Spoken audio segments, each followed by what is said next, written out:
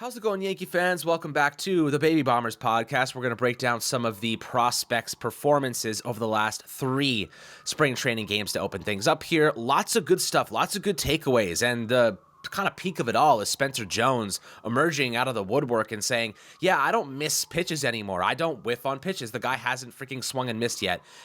Did not see this coming last year. Obviously had some issues with batting average, on base percentage, and the guy can't stop mashing. He's seeing the ball exceptionally well. We're watching him kind of blossom. All this hard work, that discipline he put in this offseason is starting to show its colors. It's starting to come to fruition, and this is exactly what the Yankees projected for him, and you now see why they refuse to trade him for whether it's Corbin Burns or whether it's anybody, Dylan Cease. They don't want to move Spencer Jones. They think this kid could be a superstar, and we're seeing the flashes of it in spring training again. A long way to go, but we're going to break down some of these top performers over the last couple days and give you guys some insight into who is really shining lately. So Ryan, before we dive into it, how you doing today, my friend, and what are your thoughts on Spencer Jones?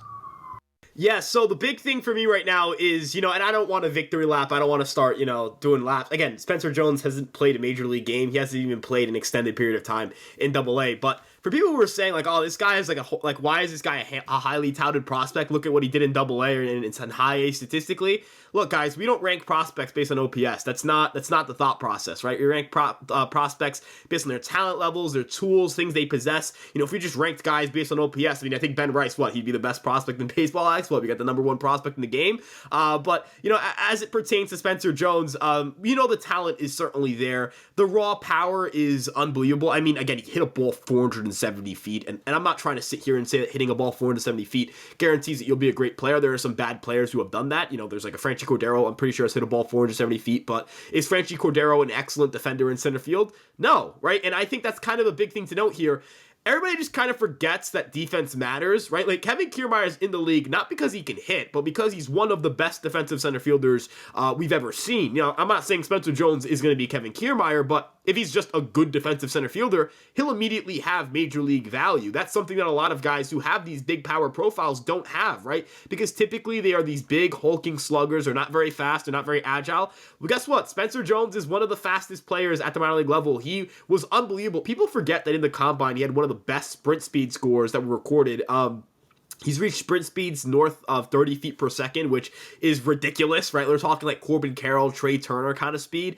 And look, I'm not saying Spencer Jones can fly around the bases like Corbin Carroll or Trey Turner, rather that he is extremely fast, and he is one of the best athletes, not just in all baseball, but that we've probably ever seen in the Yankee organization. Like, I don't know if we've seen an athlete as dynamic as Jones in a while. Like, Judge was a great athlete, don't get me wrong, but I don't know if he had the speed that Jones did. I don't know if he could have played center field the way Jones can play center field, and that's kind of the big thing here. That's not me saying that Aaron Judge is a worse player or worse at baseball than Spencer Jones, because baseball isn't only about athleticism. It is about fine skills like the ability to recognize pitches, bat path, swing decisions, stuff of that nature that have nothing to do with athleticism, and obviously that needs to be mentioned as well. I think Jones gets super underrated as a defensive prospect, but of course they're getting to see the offensive upside.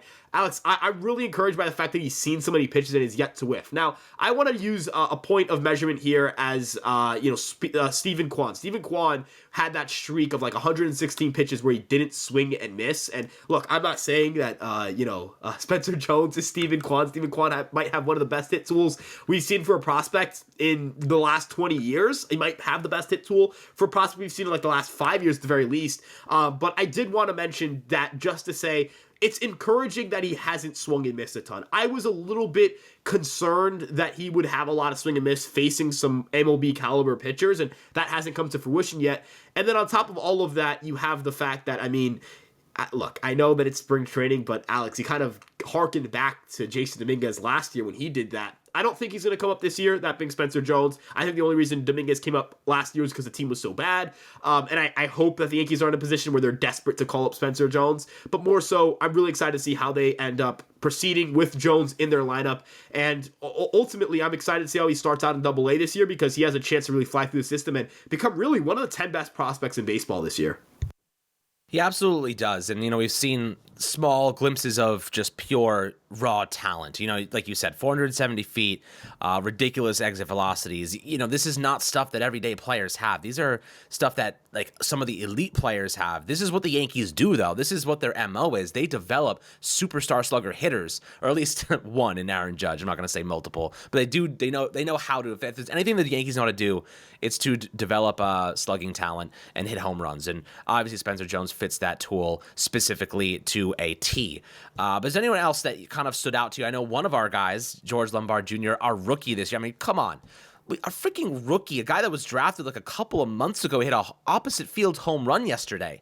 The guy is like 19 years old against like a guy that pitching that could be in the MLB. That is, I mean, you see the future here. Maybe in the past, people would have said the Yankees farm system isn't very good. But if you're listening to this podcast, if you listen to Fireside Yankees, we follow the prospects probably better than many. I'm not going to say everybody, but many. And we know for a fact these guys are stupid talented. Some of these players are stupid talented.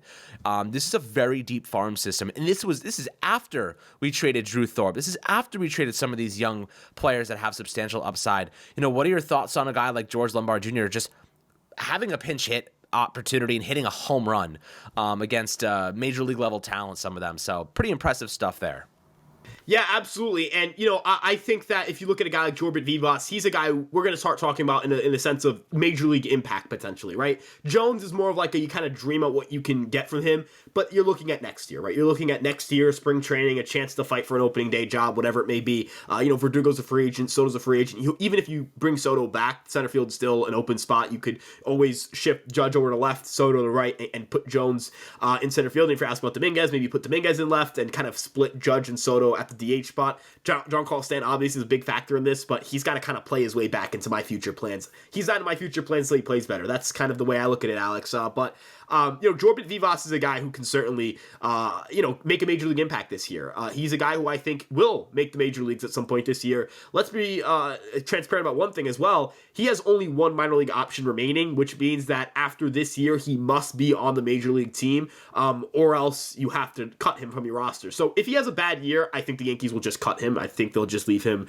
off their 40-man roster. It doesn't need him for assignment, whatever it may be. But if he's really able to put it together, this is a guy who could certainly make waves and make some noise in the organization. They're very optimistic about what he can be this year. There is a lot of optimism surrounding his bat. There's a lot of optimism surrounding his impact. And, ultimately, Alex, I was very surprised that he was a guy that I'm very surprised that the Yankees or Yankee fans haven't gotten much more to talk about with him, because he's a left-handed infielder and second base is going to be a hole, you imagine, at some point in the foreseeable future because of Gleyber Torres' free agency. And also, you look at third base and you say, DJ LeMahieu's getting old, right? Like we don't even know if he's going to be good this year, right? So what is it going to look like in 2025 when he's, entering a year where he'll be 37 at some point during the year? So you need your infield talent to start stepping up and producing some major league guys for you. And I think Vivas is the closest guy there. And also, I think he might be the most talented. And I don't mean that to throw a shot at a guy like Oswald Peraza, but, just kind of looking at what the Yankees like, what the Yankees need, and the guy that the swing that Vivas has, his swing could play at Yankee Stadium the same way Didi Gregorius's did. And I don't need, an elite offensive output. You give me like a 105 WRC plus and play some good defense second base. That's a franchise second baseman, Alex. So, is he a superstar? No, but when you're surrounded by Aaron Judge and Juan Soto, you kind of don't need to be an MVP winner. And when we talked about just Spencer Jones earlier, Spencer Jones is a prospect you look at and say, this guy could have MVP potential. Guys like Vivas are more so you hope they become above average regulars for you, because that's why you acquired them. You hope that you get that outcome for them and that they're cheap while they do it. Absolutely. This is the affordability allows the Yankees to spend more at other positions, whether it be a guy like bringing back Juan Soto or spending on a Corbin Burns in free agency or bringing him in like a Zach Wheeler next year. The cheap alternatives are obviously imperative and paramount to the long-term investments, you could say. And, Gleyber Torres, we'll see what happens. Obviously, Vivas developing into a very good MLB player would be ideal, because then you don't have to pay Gleyber Torres. And we love Gleyber, but, it all kind of directions, all signs point towards the Yankees moving on from him, but maybe I could be wrong there. Another guy, so, I'll throw a name out here, Ryan, that's probably going to be like, who the hell is this? Jose Rojas, kind of known as a third baseman. Jose Rojas is 31 years old. You wouldn't probably label him as a prospect, right? We're here to talk about young guys. But Rojas is this kind of weird player that's coming from the KBO last year. Hit 19 homers in 122 games, 126 WRC plus. He only has 83 games in the MLB, so not much to talk about there. But the guy hits a lot of home runs. And for some reason, let's say 2022, AAA with Los Angeles Angels, over 62 games, hit 18 homers. He's got ridiculous power. He's kind of like that mold for the Yankees, like that power hitter. He signed a minor league deal with them a couple weeks ago. So, interesting player there just to keep note of. Again, older, you're probably never going to see him again, but just someone that's been performing well over the last couple of days. Another one that's been performing well, who has a lot of MLB action, is Luis Torrens. He's been ridiculously good over the past 3 days, so not really sure where that came from, but you mentioned Ben Rice. He had a hit or two and a couple runs in the first game on Saturday. So, we love to see that Ben Rice playing predominantly first base. I've seen people start to kind of float the idea of trading Ben Rice. What have you seen from him so far that is encouraging, or maybe a little bit like we need to see more of this? But it seems to me that they are putting him at first base. He is no longer a catcher in the minor league system. Ben Rice is a first baseman. I think that he has great size. You watch him in the batter's box, good stability. I think that I want to see a little bit more discipline at times. He's aggressive, but sometimes he chooses the wrong pitch. But again, last year he was the Yankees Developmental Hitter of the Year award. He's a very good hitter. Needed to get him a little bit more experience, a little bit more, I guess you could say fluidity and consistency against some of this higher levels of talent. A AA player last year, could get to AAA.